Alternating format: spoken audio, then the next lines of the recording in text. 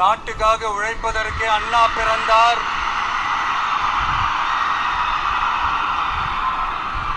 பொது நலத்தில் தானே நாள் முழுக்க கண்ணா இருந்தார்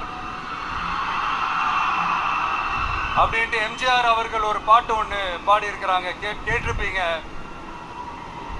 அப்படிப்பட்ட நம்ம காஞ்சி தலைவர்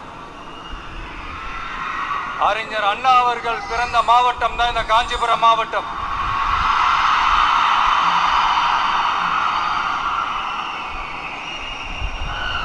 தன்னுடைய வழிகாட்டின்றதுனாலேயே தான் ஆரம்பிச்ச கட்சியினுடைய கொடியில அறிஞர் அண்ணா அவர்களை வச்சவர் எம்ஜிஆர்.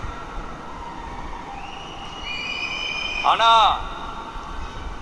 அறிஞர் அண்ணா அவர்கள் ஆரம்பிச்ச அந்த கட்சிய அதுக்கப்புறம் கைப்பற்றினவங்க என்னெல்லாம் பண்றாங்கன்னு